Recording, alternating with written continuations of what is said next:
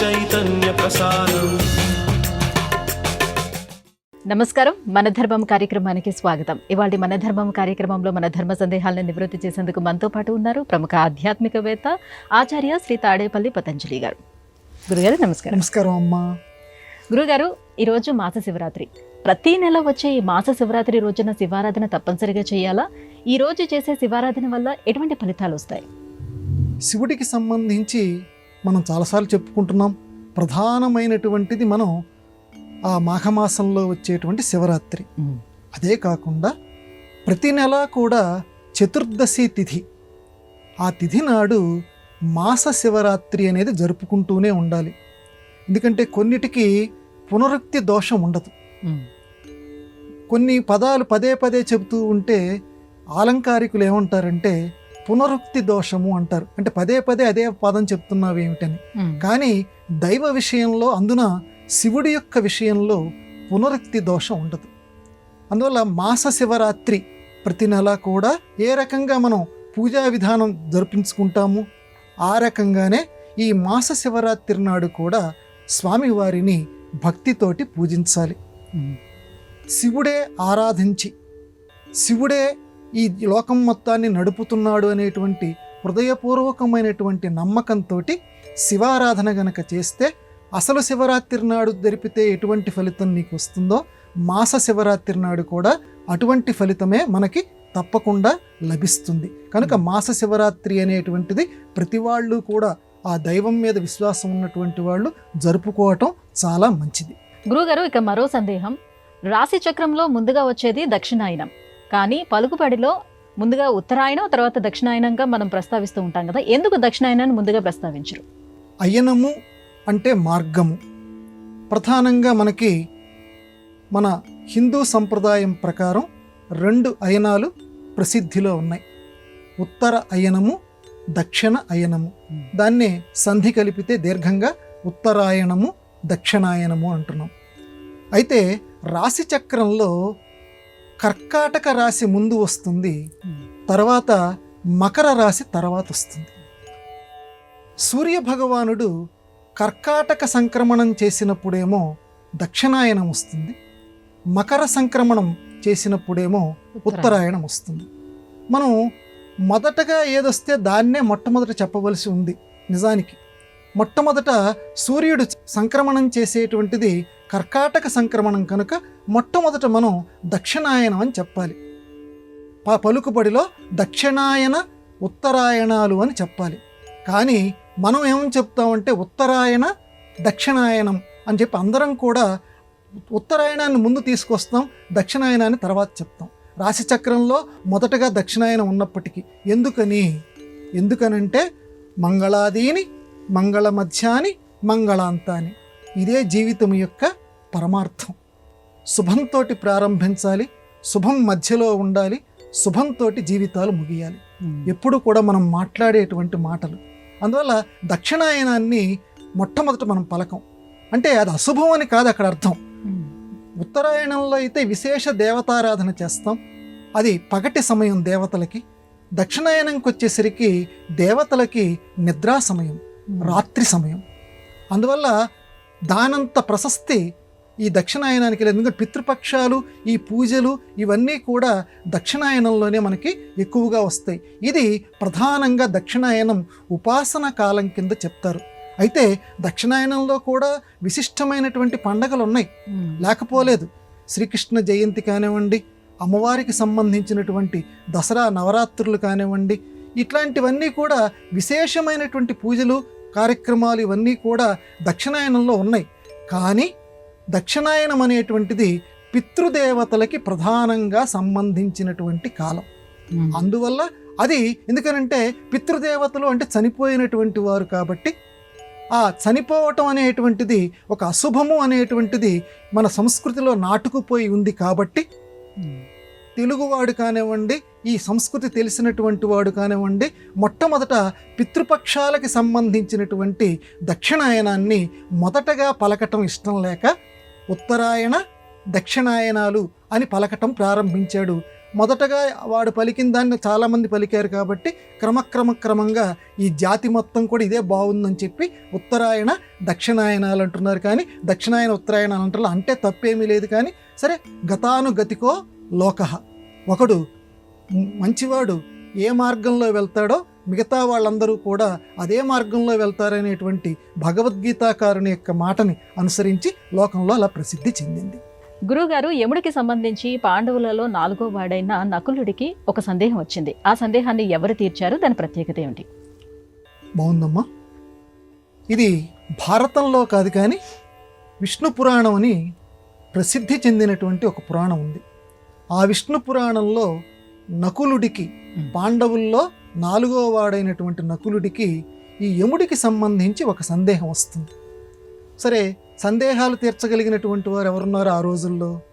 భీష్మాచార్యుల వారు. అంతకంటే గొప్పవారు ఎవరూ లేరు. కాబట్టి ఆ భీష్మాచార్యుల వారి దగ్గరికి వెళ్తాడు ఈ నకులుడు అనేటువంటి వాడు. వెళ్ళి ఈ ప్రశ్న అడుగుతాడు, అయ్యా, నాకు ఒక సందేహం వస్తోంది. ఈ లోకంలో యముడు అంటే అందరూ భయపడిపోతున్నారు, చావు అంటే ప్రతి వాళ్ళకి భయం కలుగుతుంది. మరి చావు అంటే భయపడకుండా ఉండాలి అని అంటే ఏం చెయ్యాలి? ఎటువంటి వారికి చావు అంటే భయం ఉండదు? ఆ యమ బాధ, ఆ యముడి భయం లేకుండా ఉండాలంటే ఏం చెయ్యాలి? ప్రతి వాళ్ళు వాడికి భయపడవలసిందేనా అని అడిగితే అప్పుడు భీష్మాచార్యుల వారు నకులుడికి సమాధానం చెప్తాడు. చాలా మంచి ప్రశ్న అడిగావు నువ్వు. వీళ్ళు మృత్యుదేవతకి, యముడికి భయపడనవసరం లేదు. ఆ రకంగా కనుక ప్రవర్తన కలిగి ఉంటే మృత్యువుకి మనం భయపడనవసరం లేదు. ఎవరు? విష్ణు భక్తులు. విష్ణు భక్తుల దగ్గరికి యముడు వెళ్ళటానికి భయపడతాట. అది స్పష్టాతి స్పష్టంగా ఆ యముడు తన దూతలైనటువంటి యమదూతలకి చెప్తాడు, ఒరే, మీరు ఎవరి దగ్గరికైనా వెళ్ళండి, కానీ విష్ణు భక్తులు ఎవరైతే ఉన్నారో, వైష్ణవులు ఎవరైతే ఉన్నారో వాళ్ళ దగ్గరికి మాత్రం మీరు అకాలంగా, అంటే మామూలుగా సకాలం అంటే ఏంటి, 80-90 సంవత్సరాలు వచ్చినప్పుడు ప్రతి వారికి మృత్యు వస్తుంది, అది తప్పదు. కానీ అకాల మృత్యువులు ఉంటాయి చూడండి, ఈ అకాల మృత్యువులకి మాత్రం వాళ్ళ దగ్గరికి మాత్రం మీరు వెళ్ళకండి. ఎందుకనంటే వాళ్ళు విష్ణు తేజంతో ఉంటారు. ఎందుకంటే విష్ణువు యొక్క చక్రం, సుదర్శన చక్రం వాళ్ళని రక్షిస్తూ ఉంటుంది. వాళ్ళు విష్ణు అంకితులై ఉంటారు. ఆ గుర్తులు, ఆ ముద్రలు వాళ్ళు కలిగి ఉంటారు. వాళ్ళ దగ్గరికి మాత్రం వెళ్ళకండి అని యముడు స్వయంగా తన దూతలకి ఆజ్ఞాపించాడు నకులా. అందువల్ల విష్ణు భక్తులు ఎవరైతే ఉన్నారో వాళ్ళ దగ్గరికి మాత్రం ఎట్టి పరిస్థితుల్లోనూ ఈ యము దూతలు రారు. కాబట్టి మనందరం కూడా లోకంలో విష్ణు భక్తులు కావాలి. అయితే మన దగ్గరికి రావటానికి యముడు భయపడతాడు. అందుకే విష్ణు భక్తులు అంటే ఏంటి, ఇప్పటికి కూడా కొంతమంది చూడండి బయటికి వెళ్ళేటప్పుడు రామరామ అనుకుంటారు. రాముడు అంటే విష్ణువే కదా. ఆ రకంగా రామరామ అనుకుంటూ ఉంటే అది మన ప్రయాణ సమయాల్లో రామరక్షా స్తోత్రం మన ప్రయాణ సమయాల్లో కొంతమంది పఠిస్తూ ఉంటారు. ఎవరైతే విష్ణు ఆరాధన చేస్తూ ఉంటారో వాళ్ళ దగ్గరికి తొందరగా, మనం ఆధునిక పరిభాషలో చెప్పాలంటే, యాక్సిడెంట్లు ఇలాంటివి జరగవు. ఎందుకంటే యముడు భయపడతాట. విష్ణు నామం అంటే సూర్యుడు ఉన్న చోట చీకటి రావటానికి ఏ రకంగా భయపడుతుందో విష్ణాత్మకులు, విష్ణు భక్తులు, అదిగా ఇంకో మాట కూడా చెప్తాడు యముడు, విష్ణు భక్తులు అయి ఉంటే సరిపోదు నాయనా, ఆ విష్ణువు యందు భక్తులతే కాదు, కేవలం నడత కూడా మంచిగా ఉండాలి. ఒక దేవుడి యొక్క ఆరాధన నేను చేస్తాను అని చెప్పి తన తల్లిదండ్రుల్ని తన ఇంట్లో ఉంచుకోకుండా బయటికి వెళ్ళగొట్టినటువంటి వాడు, ఆ రకంగా హింసించేటువంటి వాడు, పరాయి వాళ్ళందరినీ కూడా డబ్బు కోసం ఇతరుల్ని పీడించేటువంటి వాడు, ఒక విష్ణు ఆరాధన మాత్రం నేను చేస్తాను కానీ ఇటువంటి దుర్లక్షణాలన్నీ నేను కలిగి ఉంటానంటే అటువంటి వాళ్ళని మాత్రం వదిలిపెట్టద్దు. ఈ 2 విషయాలు చెప్తాడు విష్ణు పురాణంలో. విష్ణు భక్తులై ఉండాలి, సత్ప్రవర్తన కలిగి ఉండాలి. సాధారణంగా విష్ణు భక్తులు అనేటువంటి వాళ్ళకి సత్ప్రవర్తన ఉంటుంది, కానీ ఆ 2 కలిసి ఉంటేనే యముడు వాళ్ళని బాధించడు. మొత్తానికి సారాంశం ఏంటంటే విష్ణు భక్తుల దగ్గరికి యముడు రావటానికి భయపడతాడు. మనం కూడా విష్ణు నామాన్ని జపిస్తూ ఉంటే అకాల మృత్యు మన సమీపానికి రాదు. ఇది విష్ణు పురాణంలో భీష్ముడు నకులుడికి చెప్పినటువంటి, ఆ సందేహాన్ని తీర్చినటువంటి వైనం. గురువుగారు, నిత్య పూజా విధానంలో వస్త్రధారణ విషయంలో పాటించవలసినటువంటి నియమాలు ఏమిటి? వస్త్రం ఆచ్ఛాదయతి వస్త్ర, శరీరాన్ని కప్పుకునేటువంటిది వస్త్రం. ఇది పూజా కార్యక్రమాల్లో భిన్న భిన్న ప్రాంతాలలో భిన్న భిన్న సంప్రదాయాల్లో రకరకాలుగా ఉంది. ఎటువంటి వస్త్రం కట్టుకోవాలి పూజకు కూర్చునేటప్పుడు? ఒక్కొక్కరు గ్రంథంలో ఒక్కొక్క రకంగా వ్యాఖ్యానాలు ఉన్నాయి. అయితే మనం ఎక్కువ మంది మహాజనో ఏన గతః స పంథాః, ఎక్కువ మంది ఉత్తములు ఏ మార్గంలో వెళ్తున్నారో అదే మార్గం మనందరికీ శిరోధార్యం. కాబట్టి ఎక్కువ మంది చెప్పింది ఏంటంటే, ఈ అశుభ కార్యక్రమాలప్పుడైతే తడి బట్టలు కలిగి ఉండాలి, శుభ కార్యక్రమాల్లో అయితే పొడి బట్టలు కలిగి ఉండాలి. ఎట్టి పరిస్థితుల్లోనూ శుభ కార్యక్రమాలలో తడి బట్టలు కట్టుకొని ఉండకూడదు. అది ప్రధానంగా మన సంప్రదాయం చెబుతున్నటువంటి విషయం. కాబట్టి అలాగే అశుభ కార్యక్రమాలప్పుడు మాత్రం పొడి బట్టలు కట్టుకోకూడదు. కొంచెం తడి తప్పనిసరిగా ఆ వస్త్రానికి ఉండాలి. అప్పుడే పితృదేవతలు సంతోషిస్తారట. ఆ రకంగా చెప్తూ, ఇంకా పూజా కార్యక్రమాల్లో పరిశుద్ధమైనటువంటి కార్యక్రమాల్లో అయితే తప్పనిసరిగా పొడి బట్టలు కట్టాలి. అలాగే అశుభ కార్యక్రమాల్లో అయితే తడి బట్టలు కట్టాలి. ఎందుకని అలా చెప్పారు? దీని కొంచెం ఆంతర్యం కూడా మనం చూద్దాం. తడి అనేటువంటిది ఎందుకు కట్టమన్నారు అశుభ కార్యక్రమాల్లోనంటే, జీవుడు అనేటువంటి వాడు ఈ దేహంలోకి ప్రవేశించేది నీటి ద్వారా ప్రవేశిస్తాడు. ఆపో నారాయణ, నీరు నారాయణ స్వరూపం. జీవుడు తాను కర్మల్ని ముగించుకున్న తర్వాత ఏవైతే శిక్షలు అనుభవించాలో ఆ శిక్షలన్నీ అనుభవించిన తర్వాత ఇంకొక జన్మ ఎత్తవలసి ఉంటుంది. ఆ జన్మలు ఎత్తవలసి ఉన్నప్పుడు ఫలానా తండ్రి కడుపున నేను పుట్టాలి. అప్పుడు ఎలాగా? ఆ తండ్రి కడుపులో మొట్టమొదటి ప్రవేశించి తర్వాత తల్లి గర్భంలోకి రావాలి. అందుకని ఏం చేస్తాడంటే జీవుడు వెతుక్కుంటాడట. ఆ తండ్రి తాగేటువంటి నీళ్లు ఉంటాయి చూడండి, ఆ నీళ్లలోకి మొట్టమొదటి జీవుడు ప్రవేశిస్తాడంటే ఆ తండ్రికి సంబంధించినటువంటి ఆ తండ్రి తాగేటువంటి నీళ్లలో ఆ నీటి ద్వారా తండ్రి యొక్క శరీరంలోకి వెళ్ళి ఆయన ద్వారా తల్లి గర్భంలోకి ప్రవేశించి అప్పుడు జన్మని ఎత్తుతాడు. అందువల్ల నీటి ద్వారానే జీవుడి యొక్క గమ్యం ఉంటుంది. అందువల్ల అశుభ కార్యక్రమాల్లో తప్పనిసరిగా తడి బట్టలు కట్టమన్నారు. అందువల్ల జీవుడికి చాలా ఇష్టంట. చనిపోయినటువంటి జీవుడు ఎవరైతే ఉంటారో వాడికి తడి అంటే నీరు అంటే చాలా ఇష్టం. కాబట్టి నీటిని సంబంధించినటువంటి బట్ట కూడా మనం తడిది గనక కట్టుకుంటే మనం చేసేటువంటి కార్యక్రమాలు ఏవైతే ఉన్నాయో, ఆ అశుభ కార్యక్రమాలు ఏవైతే ఉన్నాయో వాటికి ఆ పితృదేవతలందరూ కూడా సంతోషిస్తారు. అందుకనే తడి బట్టలు, నేను అంత తడి కట్టలేనండి, అంత నీళ్లు కారిపోయేటట్టు నేను కట్టుకోవాలంటే కొంచెమైనా తడి ఉండేటట్టు చూసుకో, మొత్తం పొడి ఉండేటట్టు మాత్రం బట్టని చూసుకోవద్దు, ఆడవాళ్ళైనా సరే మగవాళ్ళైనా సరే అని మన పెద్దవాళ్ళు నిర్దేశించారు. ఇది విషయం. గురుగారు, మరి ఆలయంలో మూల విరాటికి దర్శింపు చేసిన వస్త్రాలను ఆలయ అధికారులు వేలం వేస్తూ ఉంటారు కదా, ఆ వేలంలో కొనుగోలు చేసిన వస్త్రాలను మనం ధరించవచ్చా? మామూలుగా మనం దేవాలయాలకు వెళ్ళినప్పుడు మనందరికీ చాలా ఆసక్తి కొలిపేటువంటి విషయం ఏంటంటే, అక్కడ వాళ్ళు ఎవరైనా అక్కడ ఉండే శేష వస్త్రాలు కానివ్వండి, లేదా అమ్మవారి విగ్రహం మీద ఉన్నటువంటి చీరలు కానివ్వండి, ఇలాంటివి మనకి ఇచ్చినప్పుడు కళ్ళకద్దుకుంటాం. ఇప్పుడు వాటిని ఏం చేయాలి? ఆ శేషవస్త్రం ఉంది, ఆడవాళ్ళు అయితే చీరలు కూడా కొంతమంది ఇస్తూ ఉంటారు.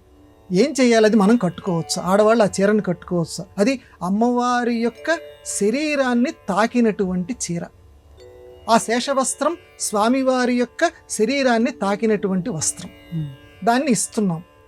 దాన్ని మనం ధరించేటువంటి యోగ్యత మనకి ఉందా? సంప్రదాయం నిష్కర్షగా చెప్పింది, ఎట్టి పరిస్థితుల్లోనూ నువ్వు వాటిని ధరించటానికి వీలు లేనే లేదు. అరే, వాళ్ళు ఇచ్చారు కదండి, అది అమ్మవారి చీర కదండి, అది నేను ధరిస్తే నాకు శుభం జరుగుతుంది కదా, ఆ శేషవస్త్రం ఏదైతే ఉందో అది నేను కట్టుకుంటే నాకు మేలు జరుగుతుంది కదా, తప్పేముంది అని మనకు అనిపిస్తుంది. కానీ అది కట్టుకున్నది లేకపోతే దాన్ని స్పృశించింది ఒక దైవీ విగ్రహం, ఒక దేవతా శక్తి దాన్ని ధరించింది. మనకంత యోగ్యత లేదు. అది నిష్పాపం, అది నిష్పాప మూర్తి ఎటువంటి పాప కళంకము లేనటువంటి మూర్తి దాన్ని స్పృశించాడు. మనం ఎంత కాదనుకున్నా పాపోహం పాపకర్మణ మనం నిత్యం చెప్పుకునేటువంటి మాటే. ఎందుకంటే పాపం ఉంటేనే ఈ జన్మనెత్తుతాం కాబట్టి మనకి తెలియకుండా ఎంత జాగ్రత్తగా మనం పుణ్యం చేద్దాం అనుకున్నా తెలియకుండానే ఏదో ఒక పాపం చేస్తాం. మనస్సులో ఏదో ఒక మూల మనకు దుష్టమైన తలంపు వచ్చిన వెంటనే అణుచుకుంటాం. కానీ ఆ దుష్టమైన తలంపు వచ్చిందంటే పాపాత్ములమే. కాబట్టి మనలాంటి పాపాత్ములకి, మనలాంటి మానవుల్లో ఉండేటువంటి పాపాత్ములకి అట్టి పరిస్థితుల్లోనూ ఆ శేషవస్త్రాన్ని, ఆ చీరని ధరించకూడదు. మరేం చేయాలండి? వాళ్ళు ఇచ్చినటువంటి దాన్ని ఇంటికి తీసుకొచ్చాం. ఆ చీరను ఏం చెయ్యాలి? ఆ శేషవస్త్రాన్ని ఏం చెయ్యాలి? ఇంట్లో పూజా కార్యక్రమాలు జరుగుతాయి కదా. ఆ ఇంటికి వచ్చిన తర్వాత ఆ చీర తీసుకొచ్చిన తర్వాత పూజా కార్యక్రమాలు జరిగినప్పుడు నువ్వు ఇంట్లో మురిపంగా చూసుకునేటువంటి అమ్మవారు ఉంటారు కదా, ఆ అమ్మవారికి అదే చీరని కట్టబెట్టు. అది చాలా పెద్ద చీర అండి, నా ఇంట్లో ఉన్నటువంటి విగ్రహం చాలా చిన్నదండి, దీనికి మామూలు స్పృశింపచేయి. నీకు అంత పెద్ద విగ్రహాలు లేనప్పుడు దాన్ని స్పృశింపచేయి. ఇదిగో అమ్మ, అక్కడ నాకు నీ యొక్క అనుగ్రహంతో ఇచ్చారు ఈ చీర, ఇదిగో నువ్వు కట్టుకున్నట్లుగా నేను భావిస్తున్నాను అని అమ్మకు అలా చుట్టి పరవశించిపో. ఇక్కడ ప్రధానంగా భావనాగమ్య లలితా సహస్రం. భావనాగమ్య, భావనతోటి అమ్మవారు గమ్యమానమవుతుంది. అమ్మా, ఇదిగో నేను నీకు చేరిస్తున్నాను, ఇది నువ్వు కట్టుకున్నావు, నా తల్లివి, ఎంత మెరిసిపోతున్నావు తల్లి అని చెప్పి ఆ చీరలో అమ్మవారిని ఊహించుకో. అప్పుడు నీకు సద్య ఫలితం కలుగుతుంది. అందువల్ల ఎట్టి పరిస్థితుల్లోనూ దాన్ని ధరించకూడదు. ఇంట్లో ఉన్నటువంటి అమ్మవారికి దాన్ని ధరించినట్లుగా మనం భావించాలి, దాన్ని స్పృశింప చేయాలి. ఇది అయిన తర్వాత మన వస్త్రాలు ఏవైతే ఉన్నాయో మనం ఇంట్లో పెట్టుకునేటువంటి బీరువాలో వాటిని దాచిపెట్టాలి. ఇంతేగాని వాటిని మాత్రం ధరించకూడదు. గురువుగారు, తిరుమల వెంకటేశ్వర స్వామి పిలిచిన పలికే దైవంగా ప్రసిద్ధిగాంచాడు. అటువంటి వెంకటేశ్వర స్వామి విషయంలో ప్రఖ్యాత సాహితీవేత్త వేటూరి ప్రభాకర శాస్త్రి గారికి కలిగినటువంటి అనుభవాలేమిటి? చాలా గొప్ప అనుభవం అమ్మ. వేటూరి ప్రభాకర శాస్త్రి గారు అంటే తాళ్లపాక అన్నమయ్య వాంగ్మయానికి ఆయన భగీరథుడు లాంటివాడు. మొట్టమొదటి పేర్లు స్మరించుకోవాలంటే రాళ్లపల్లి అనంతకృష్ణ శర్మ గారు, వేటూరు ప్రభాకర శాస్త్రి గారు ఇలాంటి వారు అన్నమయ్య విషయంలో. సరే, ప్రస్తుత విషయానికి వస్తే, యోగశాస్త్రంలో ఈయన రచనలో ఎంత గొప్పవారో యోగశాస్త్రంలో కూడా అంత ఉద్దండులు. సివివి అని చెప్పి యోగ పురుషులు, వారి యొక్క యోగ సాధన చేసినటువంటి వారు వేటూరు ప్రభాకర శాస్త్రి. ఆయన స్వామి వారితోటి మాట్లాడేవారు. స్వామి ఆధునిక యుగంలో నిజంగా మనకి వింటుంటే జలధరిస్తుంది. వేటూరి ప్రభాకర శాస్త్రి గారు ఈ మధ్య కాలంలోనే దివంగతులైనటువంటి వారు.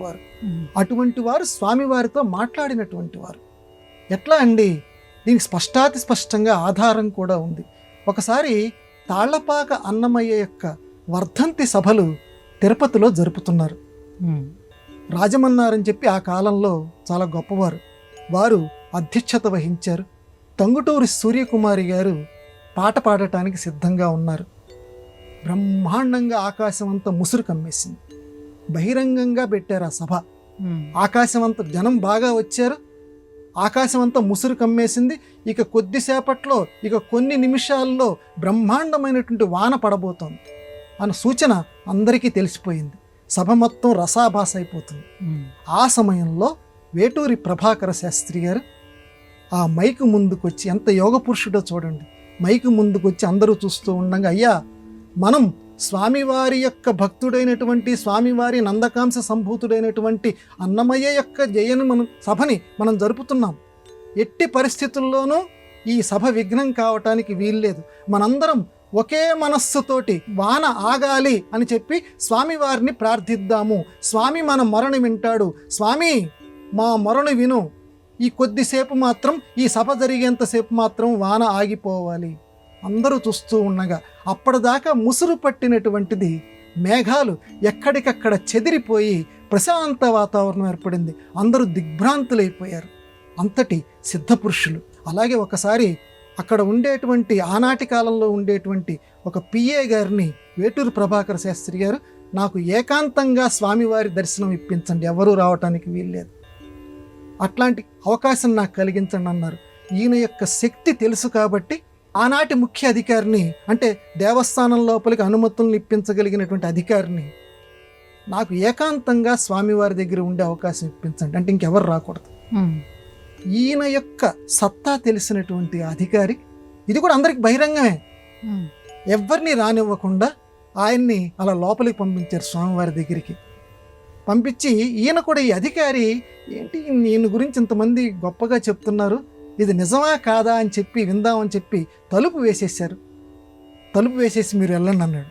తలుపు వేసేసి ఆ అధికారి అక్కడ ఉంటే, ఇప్పుడా రావటం నువ్వు అనే గొంతు వినపడింది. ఒక్కసారి ఈయనకి గుండె జల్లు మంది బయట ఉన్నటువంటి ఆయనకి. అంటే స్వామివారు వేటూరి ప్రభాకర శాస్త్రి గారితో మాట్లాడుతున్నారు. ఇప్పుడు వచ్చావా నువ్వు, ఇప్పుడా రావటం నువ్వు అనే గొంతు వినపడింది. ఇది ఆయన స్వయంగా రాసుకున్నటువంటి డైరీ. ఇప్పటికీ కూడా సప్తగిరి లాంటి మాసపత్రికల్లో అది అనుభవాలు ప్రచురితమై ఉన్నాయి. అంటే ఒళ్ళు జలధరిస్తుందమ్మ మనకి. అంటే ఈ కాలంలో, మన ఆధునిక కాలంలో కూడా పూర్వకాలంలో వెంకటేశ్వర స్వామి వారు ఆకాశరాజు ఇలాంటి వారితోటి మాట్లాడేవారని చెప్పి మనం చదువుకున్నాం వెంకటేశ్వర మహత్యంలో. కానీ ఆధునిక యుగంలో కూడా వేటూరి ప్రభాకర శాస్త్రి గారు లాంటి ఉద్దండులతోటి స్వామివారు మాట్లాడేవారు. ఇది మనం ఒళ్ళు దగ్గర పెట్టుకొని విని చక్కగా ఆ వెంకటేశ్వర ఆరాధనని మనం చేయుదుముగాక, ఆయన కరుణని మనం పొందేదముగాక. గురుగారు, పుత్రుడు పున్నామ నరకం నుంచి దాటింపజేస్తాడు, కానీ పుత్రుడు నిజమైన పుత్రుడిగా ఎప్పుడు మారతాడు? జీవతో వాక్యకరణాత్ ప్రత్యబ్దే భూరి భోజనాత్ గయాయాం పిండశార్ధశ్చ పుత్రః పుత్రతో భవత్. జీవతో వాక్యకరణాత్, జీవించి ఉన్నటువంటి కాలంలో తండ్రి గారు చెప్పినటువంటి మాట వింటే వాడే నిజమైనటువంటి కుమారుడు, మిగతా వాళ్ళు కుమారులు కాదు.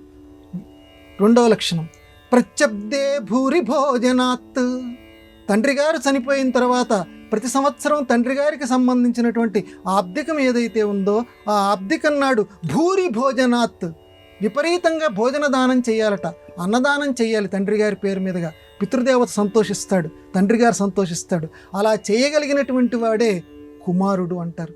మూడో లక్షణం గయాయాం పిండ శ్రాద్ధశ్చ, గయలో తండ్రి గారి యొక్క ఆ పిండ శ్రాద్ధం చేయగలగాలి, అంటే ఆ శ్రాద్ధకర్మ నిర్వర్తించగలగాలి. అటువంటి వాడే పుత్రుడు. ఈ మూడు లక్షణాలు ఉంటేనే కుమారుడు అంటారు, లేకపోతే వాడు కుమారుడు కానే కాడు అని మన సంప్రదాయం నిష్కర్షగా చెప్పింది. కాబట్టి లోకంలో ఎవరైనా కుమారులు ఉంటే తప్పనిసరిగా తాము కుమారుడు అనేటువంటి పేరు అనిపించుకోవాలి అనుకుంటే ఈ మూడు కార్యక్రమాలు తప్పనిసరిగా నిర్వర్తించాలి అని చెప్పి సంప్రదాయం కుండ బద్దలు కొట్టినట్టు చెప్పింది. ఇది తప్పనిసరిగా అందరూ చేసి ఆ పితృదేవత యొక్క ఆశీర్వచనం పొందెదరుగాక. గురుగారు, ఇవాటి మన ధర్మం కార్యక్రమంలో మాకు వచ్చినటువంటి ధర్మ సందేహాలన్నీ కూడా నివృత్తి చేసినందుకు ధన్యవాదాలండి. నమస్కారం అమ్మా. ఇది ఇవాటి మన ధర్మం కార్యక్రమం. రేపటి మన ధర్మం కార్యక్రమంలో మళ్ళీ కలుసుకుందాం. నమస్కారం. ఈ కార్యక్రమాన్ని తిరిగి చూడాలనుకుంటే www.youtube.com/ETV Life Spiritual లో చూడవచ్చు.